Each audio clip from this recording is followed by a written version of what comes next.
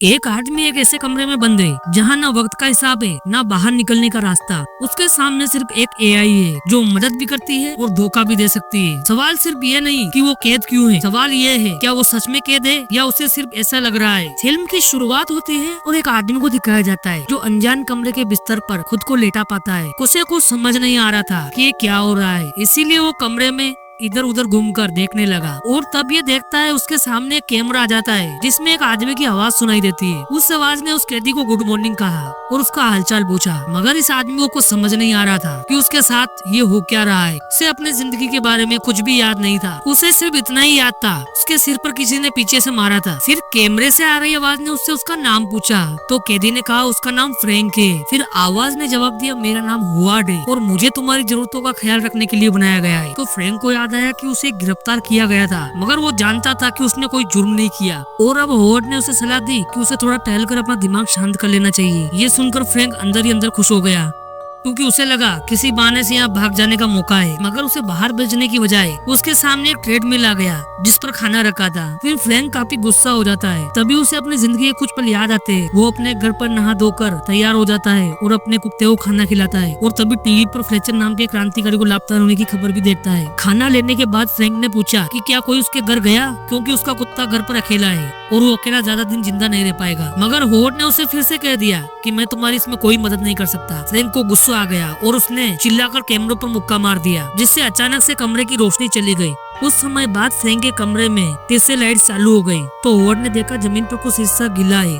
तो फ्रैंक ने जवाब दिया कि सुसु करने का कोई जगह नहीं थी। तब होवर्ड ने बाथरूम का दरवाजा खोलकर कहा कि आगे से तुम यहाँ जा सकते हो और जैसे ही फ्रैंक बाथरूम में घुसा तो दरवाजा तुरंत बंद हो गया और उसी दौरान उसका कमरा भी साफ किया जा रहा था। अचानक फ्रैंक खुद को एक कैफे में पाता है। वह आसपास लोगों को देखता है और एक काउंटर पर खड़ी एक लड़की से कॉफी मांगता है। वह बार बार होवर्ड का नाम लेने लगता है और उधर से आवाज आती रहती है, हाँ फ्रैंक, हाँ फ्रैंक। तभी फ्रैंक को एहसास होता है कि वह किसी इंसान से नहीं बल्कि एक कंप्यूटर सिस्टम से बात कर रहा है। यह सोचकर उसका दिमाग घूम जाता है और वह दीवारों पर अपना सिर मारने लगता है। वह चिल्लाकर कहता है कि वह किसी मशीन से नहीं बल्कि असली इंसान से बात करना चाहता है। उसे कंप्यूटर से नफरत है और उसे लगता है कि हर चीज में मशीनों को नहीं घसीटना चाहिए। फिर फ्रैंक दोबारा अपनी यादों में खो जाता है और कैफे में पहुंच जाता है। वहाँ उसकी नजर टेबल के पास लगे एक स्कैनर पर पड़ती है। वह दीवार पर लगी तस्वीरें देखता है। लड़की बताती है कि सारी तस्वीरें उसी ने खींची है। फ्रैंक को उसका काम बहुत अच्छा लगता है। दोनों के बीच अच्छी बातचीत शुरू हो जाती है। लड़की प्यार से फ्रैंक का हाथ पकड़ती है और अपना नाम बताती है, गेबी। गेबी मुस्कुराती है और वहाँ से चली जाती है। तभी अचानक कुछ हथियारबंद लोग फ्रैंक पर पीछे से हमला कर देते हैं और अगले ही पल फ्रैंक खुद को फिर से उसी सेल में पाता है। फ्रैंक की नजर एक वेंट पर पड़ती है। उसकी अजीब सी रोशनी से फ्रैंक फिर से यादों की दुनिया में चला जाता है। उसे अपना घर, ट्रेन, शहर की रोशनी, कैफे, गेबी और उसकी खींची हुई तस्वीरें दिखाई देती है। गेबी फिर से उसका हाथ पकड़ती है और प्यार से उससे बात करती है। इस बार फ्रैंक को सब कुछ पहले से ही ज्यादा साफ दिखाई दे रहा होता है, लेकिन फिर से वही होता है। कुछ लोग हमला करते हैं और वह वापस सेल में पहुंच जाता है। फिर फ्रैंक होवर्ड को कॉफी बनाने को कहता है। जैसे ही होवर्ड का ध्यान भटकता है फ्रैंक उस पर हमला कर देता है।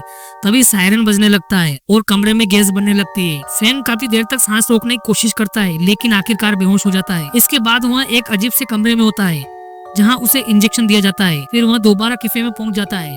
सब कुछ पहले जैसा ही होता है लेकिन इस बार गेबी देखती है फ्रैंक बहुत चुप है। वो अपने हाथ से उसे कॉफी बना कर देती है। सब लोग कैफे से चले जाते हैं लेकिन हमला करने वाले लोग नहीं आते। तभी फ्रैंक को एहसास होता है कि गेबी ने उससे कॉफी के पैसे नहीं लिए, इस वजह से कार्ड स्कैनर एक्टिवेट ही नहीं हुआ।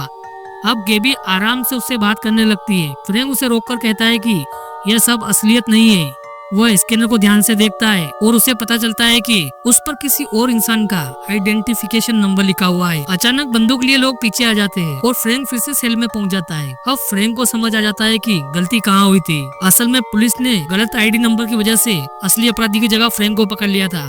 होवर्ड कहता है कि बायो स्कैनर कभी गलती नहीं करता, लेकिन फ्रैंक समझाता है कि सिस्टम में किसी और का नंबर उसके नाम से जुड़ गया है। फ्रैंक उस आईडी नंबर को याद करने की कोशिश करता है।